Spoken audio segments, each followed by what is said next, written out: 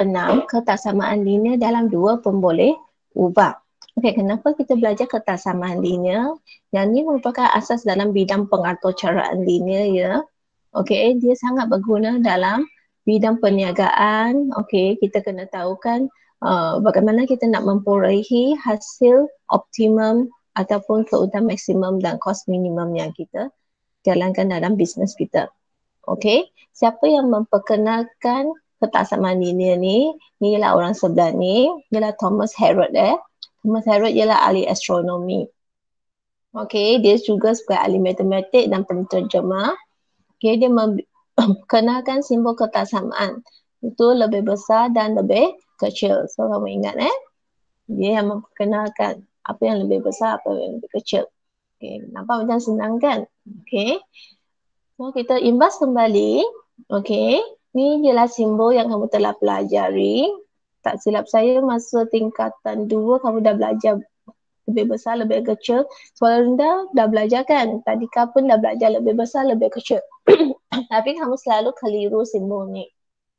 Okey, bagaimana nak kena pasti? Okey, kamu kalau cikgu tambah satu stroke kat depan ni, okey, ni macam huruf apa?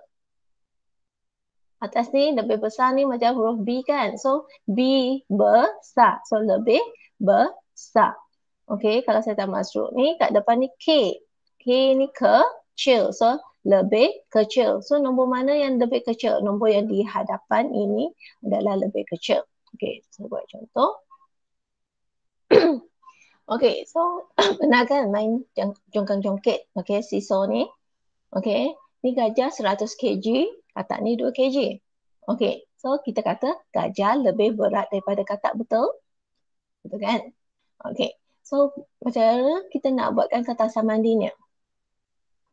So kita akan tulis 100 ni lebih besar daripada 2. So yang bahagian besar ni adalah di sebelah kiri dan kanannya adalah kecil. Okey. So, biasa kita nampak simbol ni, 80. Ni ialah tanda apa? Tanda had laju, betul? Okey. So, boleh tak kita drive 85 km per jam? Ataupun kita drive 80. Okey. Tanda ni ialah had maksimum kita. Okey. So, bila had maksimum, maksudnya kita boleh drive 80 km per jam. Okey, 79, 78, tapi tak boleh lebih, tak boleh 81. Okey, ini adalah tanda lebih kecil dan sama dengan.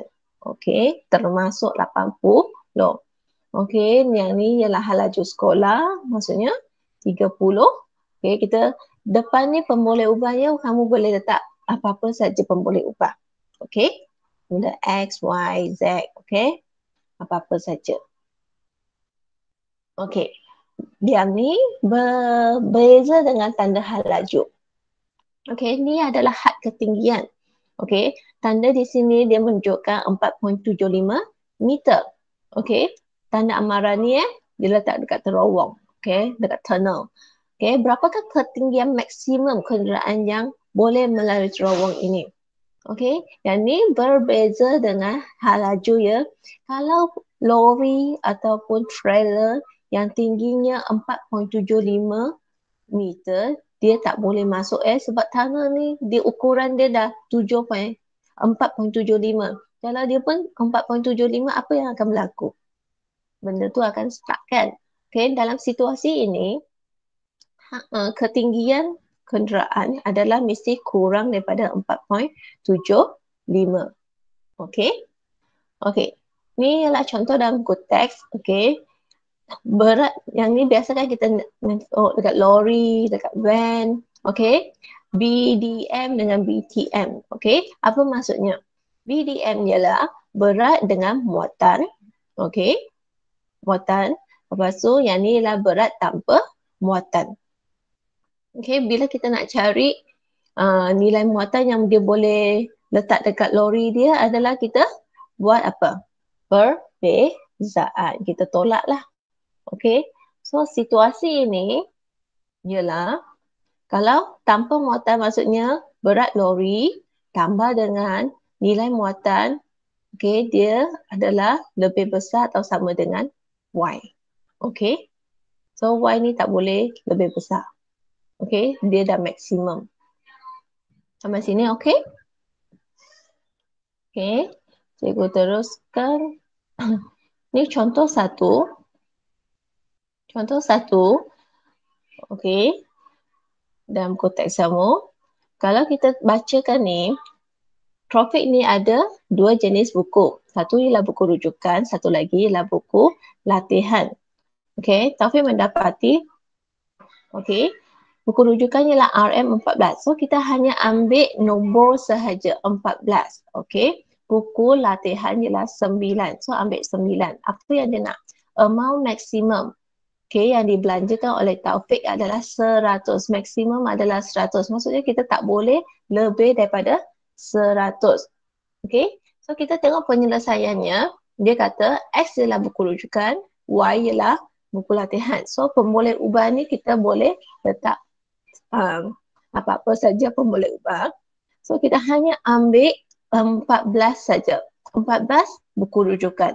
Okay, maksudnya RM14 untuk buku rujukan. So 14X. Okay, RM gugurkan. Dalam kertas samaan atau persamaan, tiada tulis unit. Hanya pemboleh ubah. So, 9Y. Okay, dua buku ni tidak boleh atau sama dengan 100. Maksimum yang dia ada hanya 100. Okay, so kertas samaan linear ni, dia boleh tulis sebagai, okay, kamu boleh tengok di bawah ni ya. Okay, di bawah ni. So dia boleh tulis 14X. Okay, kamu macam kamu ubahlah tempat dia. Okay, 9Y ni ubah ke belakang boleh, ataupun 9Y ni tinggal 14X ni pergi ke belakang. Okay, boleh. Okay, tidak semestinya mesti dua pemboleh ubah, lepas tu belakangnya adalah nombor bulat. Okay, jelas ya? Okay, contoh kedua, Puan Hidayah ingin membeli berapa keping poster ya. Yang ni dia ada satu poster kecil. Okay, so kita fokus pada ni RM12.50. Okay, yang besar adalah RM18.50. Kita wakilkan kedua poster bentuk ni. Okay, dan peruntukan adalah 150. Okay, so kamu boleh namakan pemboleh ubah untuk poster kecil. Saya letak K, besar letak B. Okay, so kita darabkan. Okay, so di sini ada nombor perpuluhan. Okay, saya dah tanya penanda SPM. Katanya tiada ketetapan. Tapi kebiasaannya, kalau sekiranya nombor perpuluhan, kita akan cuba untuk dapatkan dia sebagai nombor integer. Supaya lebih mudah kita, nanti ada soalan B, C, mudahkan kita untuk menggantikan nilai. Okay, so bila kamu dah dapat macam ni 12.5, maksudnya 25 per dalam bentuk pecahan, kita tukarkan bentuk pecahan. Okay, bagaimana kita nak jadikan dia bentuk integer? Kita tengok pecahan ni, pembawa penyebut ni. Okay, penyebutnya ialah 2. Okay, maksudnya setiap sebutan ni kita darab 2. Okay, darab 2, darab 2, darab 2. Kita hapuskan, okay, pecahan tersebut. Okay, boleh? So, kita akan mendapatkan kertas samaannya dalam bentuk integer ialah 25K tambah 37B lebih kecil sama dengan 300. Okay, yang ni jelas ya?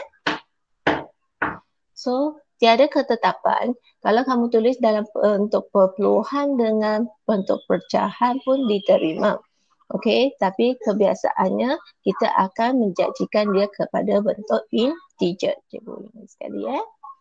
Okey, so hari ini kita hanya belajar 6.1 saja, mewakili situasi dalam bentuk kertas samaan linear. So, cikgu hanya menguji kamu TP1 untuk kefahaman kamu.